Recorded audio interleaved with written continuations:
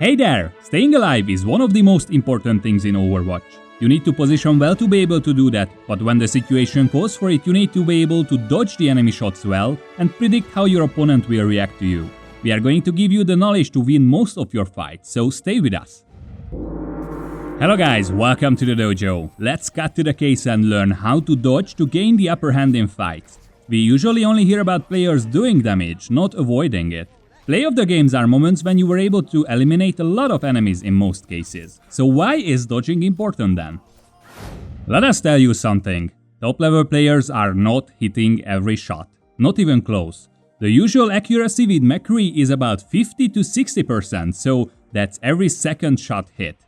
However, they are able to move in a way that helps them staying alive during fights and make those shots count. Learning how to dodge will allow you to have more time doing your job with your character, charge more ultimate, get support from your teammates, etc, etc. Dodging is essentially enabling you to participate more in the game by staying alive. So let's see how players tend to move around on different levels of competitive play.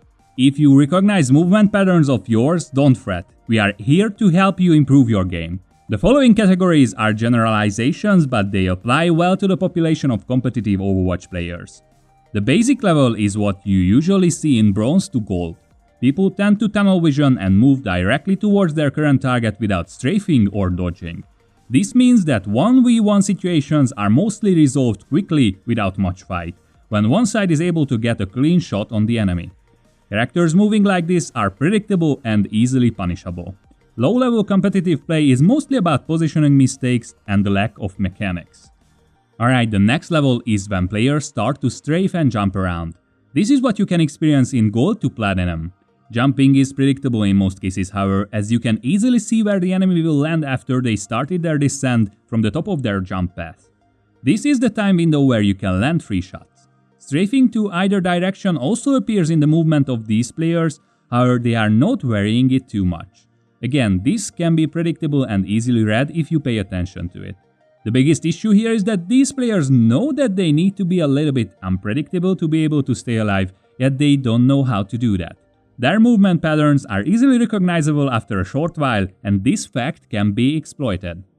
The next one is from Diamond to Masters, where players start to understand the value of being unpredictable and to stay away from movement patterns. AD strafing and some advanced dodging techniques appear that are harder to read and adjust to.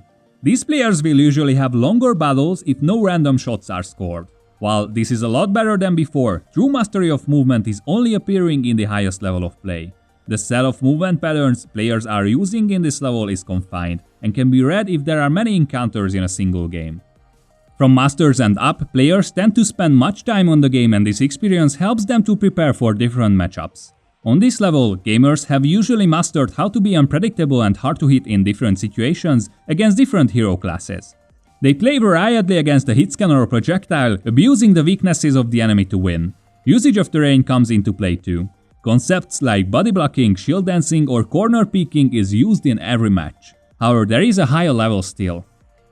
The best players will have all matchups figured out. They know how to be unpredictable and how to abuse things like different character models and animations. Matchups have different solutions that these gamers all know. Figuring out the best way to avoid damage against opponents and to be able to predict movement paths of the enemy is what they are doing.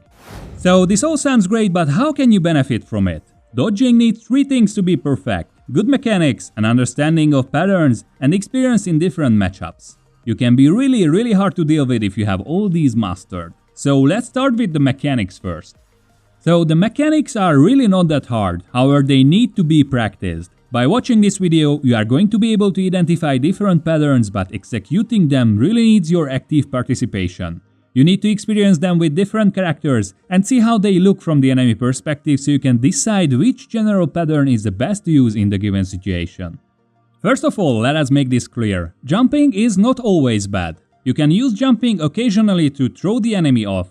In most cases, however, it makes you predictable and easy to hit. This is because players who jump usually won't take distance into consideration. When you are jumping on middle to long distances, you are barely moving away. However, you are totally predictable when you start descending, as there is no way to change your path mid-flight. This also applies to Genji's double jump. However, jumping can be a really effective tool for dodging shots up close. If you are jumping around your opponent or above them, they need to do really uncomfortable movements to try to land a shot on you.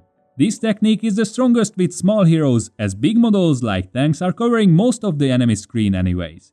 The takeaway is that you should only jump as a surprise move when at middle distance from the enemy or in really close ranges with a small model hero. Okay, so let's see how to move when you want to dodge. These movements are strafing movements as you want to get out from under your opponent's crosshair. The first is usually referred to as AD-AD movement. So let's discuss the idea behind it. The naming comes from the PC keys that we generally use for movement. It is a basic left to right movement. By changing directions, you throw off the aim of the enemy. You can see that by changing your direction quickly, the aim of the enemy lags behind, so you are always one step ahead of them. You can also see that the rhythm of this movement can be easily read after some rounds. For this reason, you want to make sure that you are mixing it up instead of doing the turnbacks in the same rate. You can make the turns rhythmic by varying up the timing of your turns. Push it longer into one direction and then shorter and then back again. One thing that you need to pay attention to is not to change the directions too quickly, as small movements to one direction and then a quick change makes you seem like a standing target from the enemy's point of view. It is also important to talk about how to counter the movement. AD-AD can be shut down by doing planting or pre-aiming. The crosshair is placed to a point where you think the enemy will pass when doing the strafing pattern and shoot when she is there. Figure out a point where the enemy gravitates to and try to plant close to that. You can also try tracking and small flicking, but this technique makes it hard to land shots using this kind of aim. Alright, so how to practice AD-AD movement? This should be practiced without enemies first. Make sure that you can execute this kind of strafing movement quickly. And then try to mix it up too.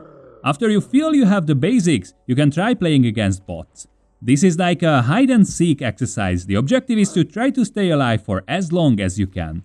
You can do this against live players too, or get someone to 1v1 you and concentrate on dodging. If you feel like you have mastered the basics, you can start shooting. Integrate your aim into your dodging pattern and then try this out against other players doing some kind of dodging technique. This way you will have experience in different matchups. If you want to have practice partners dedicated for dodge improvement, join the OverwatchDojo Discord server and look for practice partners here. You can click on the card right now or use the link in the description. The next one is AAAA movement or Strafing Dodge, which is a one-direction strafe to either side. This dodging style is used to surprise an enemy, as they are usually expecting you to do some variation of the AD-AD movement. It is important that this is not just a single button held down, but you are imitating the movement pattern of the AD-AD by stopping for a split second and then continuing to the same direction. You can vary the lengths between the stops to mix this movement up. Make sure that you do this in open spaces only, as it will be easy to hit you if you reach a wall. Don't overuse this movement. This is a tool that uses the element of surprise. Mix it in every now and then when you are fighting the same enemy again and again. So how to counter this kind of movement? You can expect the enemy to continue this type of strafing after the third stop. You can simply continue the tracking movement and hit the shots or pre-aim towards the direction the enemy is moving to. In its simplest case, the enemy won't even try to trick you with small stops, so you will have an easier time hitting them. So how to practice this kind of movement? This is basically the same as with AD-AD, however you need to make sure that you mix these previous two types of movements when doing against live enemies, or they will just shoot you in the face without thinking. So the last technique we are covering is called the shuffle. The shuffle is an extended AD-AD movement that puts emphasis on unpredictability. The hardest dodge to fight against, but you usually need to concentrate on how you are executing this kind of movement. This may take your focus away from other things, but you can get used to it after mastering the movement. So how is this executed? The execution is one tick of move to one direction, then one to the other, two back and three in the other. You are repeating this pattern, but it seems like a random movement from the enemy's perspective. You can change the starting direction if you are meeting the same enemy again and again to make sure that it is hard to predict you. You are mixing 1, 2 and 3 tick turns basically. You can go wild and use this as you want. So how to counter this kind of movement? This is the hardest to counter, as pre-aiming is not as predictable as it is with the simple AD-AD. You need to be quick to adjust to the changes and sneak in some shots. It really comes down to your skill. So these are the dodges that you can do. However, there is still another layer on top of that is crouching and jumping. You can mix these into your movements randomly. Make sure not to overuse jumping though. It is usually the best to use it for the first movement, as it will lead the enemy into thinking that you are going to jump around. Then do one of the patterns and sneak in a jump and a crouch here and there to make it harder to pre-aim and hit you.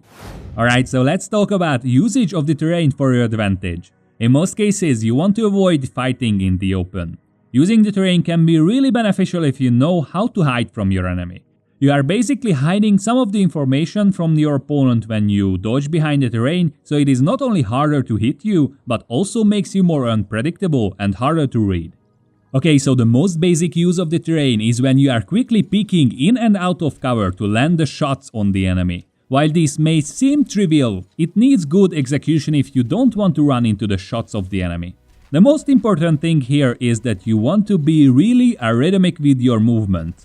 If you AD in and out of cover, chances are high that the enemy will be able to reposition slightly and abuse your movement. The shuffle may be the best thing to do here, both for shuffling out of cover and deeper inside. This way you can use the same movement pattern that you have already learned, and by strafing even more behind the cover, you make the enemy guessing where you are. She may decide to expect you to appear from another point or another door or gun altogether, so you can use this to your advantage and surprise her. Falling behind cover and waiting is a valid tactic in this situation. You can play the guessing game with your enemy so she focuses somewhere else. This kind of movement is usually safe to do against non-sniper characters. Widowmaker and Hanzo may be able to get a lucky headshot on you, so avoid peeking against them. If you really want to do that, or you are a sniper yourself, make sure to crouch right at the moment when you are peeking out. This way you can usually avoid the initial shot and fire yours. The next terrain aiming tip is simple this: take the high ground. You can see the full body of the enemy while he can only see part of yours. Use this to your advantage. Okay, so sometimes the terrain can be used well from below. You generally want to avoid fighting upwards, but in case you don't have a choice, try to move as close to the side of the high ground as you can. This way the enemy has to step closer to the ledge if she wants to see you, and you can quickly step back and get a clean shot on her. The last one is a quickie. There are some maps where you can shoot through small gaps. You can usually have a nice view of the enemies while being mostly covered by the terrain. A good example is the top of the gas station in Route 66 or the boxes on the defender side of the second point of Volskaya Industries. If you have any other places that you feel useful, share it in a comment below so others can know about it too. Okay, so let's talk about fighting someone entering an area. This is a special case when you are forced to fight someone in close range combat but were able to get into a room to lose the line of sight. In these situations, the enemy knows where you are and expecting you to stay in the corner in most cases. You can use the audio to predict when they are going to enter the room and step towards the center of the area, aiming at head level. In most cases, they are heavily focusing on shooting the corner and this can throw them off. Aiming at head level is always recommended, however players tend to jump in these situations and you will have an easier time hitting them this way. Alright, as we told you earlier, you need to be able to identify patterns of the enemy and abuse them for the best results. Now you can use the knowledge about mechanics to try to figure out how the enemy moves and make short work of them. This not only applies to single encounters, but you can use this against the specific enemy during the whole match. If you lose the first 1v1 as McCree, for example, try to at least figure out how the enemy moves. Try to see if there is a pattern or rhythm that you can abuse. If you are able to discover how the enemy usually thinks, you can throw them off using different techniques to dodge and use the advantage of information to eliminate them quickly. Lastly, we are speaking about different matchups that you can encounter. There are a lot of variations here, so we are going to give you the general directions of how to do this. Try to figure out how a specific model behaves under different circumstances. Let's say you are playing Soldier and have trouble against Genji. If you are encountering a Genji in the game or able to have someone help you with practicing, watch how the model of the enemy hero behaves in different situations. Genji, for example, is smaller when doing the double jump animation, so that's the hardest moment to hit him. Mentally note things down about the matchup, like what kind of movements are the easiest to exploit, how is the enemy model behaves when he has Lucio speed, and things like that. With enough practice and experience, you will have a list of best practices to do against different enemies. Practicing custom 1v1 games with a friend or someone from the Dojo Discord and figure these things out. You need to work for it, but the results can be really rewarding. So this concludes our dodging guide. If you are able to understand and use these concepts, you can improve your game vastly. By learning this, you know 90% of what there is to know about dodging. The remaining 10% will come with experience.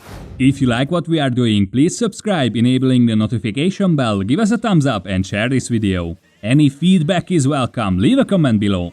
See you guys next time.